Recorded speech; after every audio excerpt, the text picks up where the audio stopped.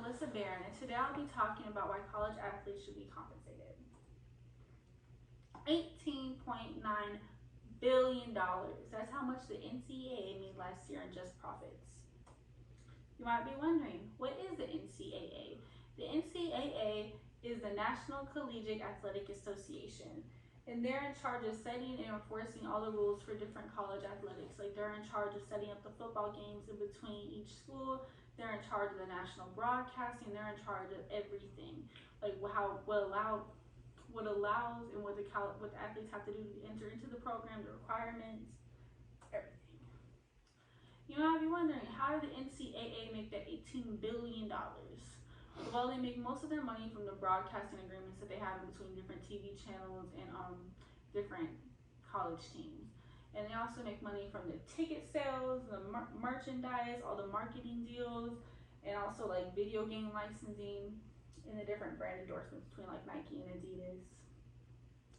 Where does all that money go? Because NCAA is supposedly a non-profit organization, so they're not supposed to keep the profits. Most of the money will go towards paying for the students' education, paying the coaches, upgrading facilities, transportation, and administration costs. The NCAA has very strict rules about college athletes getting paid. They believe that if a college athlete is getting paid beyond a scholarship, then they should be considered professional, and it's their goal to keep the college athletics amateur. A lot of people disagree and agree with that. It's a very heated conversation. College sports overall is a multi-billion-dollar industry where everyone gets a cut. The coaches, the administrators, the schools, the brands, TV networks, everyone gets a piece of the pie except for the athletes that everyone's paying to watch. And today I'll be discussing why student athletes should be compensated beyond the means of just a scholarship in different ways that can be done that are fair and practical and actually make sense. What are college athletes actually provided with since they're not paid?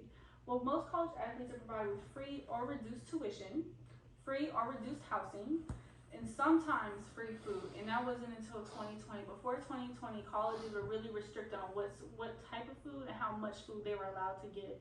And since 2020, it's been a lot looser because there was a few lawsuits. And starting in 2009, college athletes were allowed to be, not college athletes, the colleges themselves were allowed to provide health care to the different college athletes. Before that, if your parents didn't have health insurance or you weren't working a job or you didn't get health insurance, you were just a college athlete without insurance. And we all know that college athletes, they suffer from a lot of different injuries, like knee injuries, neck injuries, back injuries. So a lot of kids, they would just end up in debt to the hospital if they got injured because they didn't have any health insurance to cover those injuries. Some people might think, well, not some people, a lot of people are wondering, is that enough? Is free schooling enough compensation for being a college athlete and putting your life at risk, considering that you're bringing these schools millions and millions of dollars in? I personally think no, it's not enough. Chris Murphy, a college advocate, was quoted saying that the NCAA is broken, and he's a big fan of college sports, and he recognizes that most fans realize that the NCAA today isn't acting in the best interest of the college students. College sports has turned into a multi-million-dollar industry where everyone's getting rich except for the students actually doing the work. Frankly, it's a civil rights issue that no one is talking about. That's why I'm speaking out. A lot of people wonder, how would the NCAA be able to pay college students considering that they spend just as much as they profit?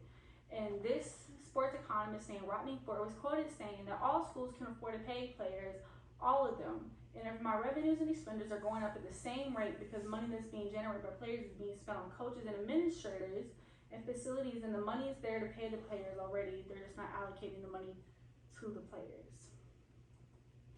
Meaning that they have the money to pay the players, they're just choosing not to spend the money on the players. This man, Sonny Vaccaro, he's an American businessman who's responsible for forming all the ties between the different athletic brands and then colleges themselves. So he's responsible for, like, when you watch a Lakers game, he's responsible for the fact that they all wear the Nike jerseys. And he started this because he eventually got high up in Nike, And at the time, colleges weren't working with different athletic brands, but he would talk to coaches individually, hire the coaches as employees of Nike, and then also give all the students different wear, like the socks, the shoes, the headbands, so that they got free advertisement whenever their games got televised. And at the time, coaches, they weren't making the up to $8 million, lower $2 million salary. They were only making $30,000, $40,000 a year. So Nike giving them that extra salary really helped them out. And he was quoted saying that the system he built was beautiful. And the only thing that morphed into reality of it all was that the athletes should have had lockstep with the coaches and the colleges, meaning that he believes the students, the athletes themselves, they should have got some sort of cut of money, just like the colleges and the coaches do. We spent so much time talking about all the problems. Let's talk about some solutions now. One of my solutions would be to allow the NCAA to continue to profit off college athletes and then give the college athletes a percentage of everything they make off the specific athlete, and then also a smaller percentage of everything they make off of the team as a whole. And with this solution, the NCAA would still be in control and receive all the profits. They would just now be required to pay a small percentage to the athletes. With this, the profits that the athletes would get a percentage of are sales from things that specifically sell their face, name, number, or likeness, meaning they would get a small percentage of their sales from like their jersey merchandise, their baseball cards, and just different things that have their specific name and branding to it. And then they would also get a smaller percentage from things that they got from the profits from the team as a whole, like the ticket sales, a small percentage of the broadcasting sales, and those sort of things. My second option would be to only prohibit athletes from recreating and selling certain merchandise like the jerseys, the baseball cards, and things like that, and then allowing the athletes to get an agent separate from the NCAA and work with the agency to get other endorsement deals, like doing the commercials and the video games that we talked about and things like that, so they could get paid outside of just being a student athlete. The NCAA would reserve the rights for the pre-negotiated items that I just discussed, like the jerseys and the baseball caps, and they would also reserve the rights to the profits as the team as a whole. So they would keep all the profits from the ticket sales and the broadcasting sales, which are the broadcasting deals, which is where they get a bulk of their money from anyways. It would allow the student athletes to work with a separate agent or agency, like I just mentioned, and the college athletes would reserve the right to work to have separate endorsement deals and do separate things apart from being of the team. Like they would be a free agent in some terms.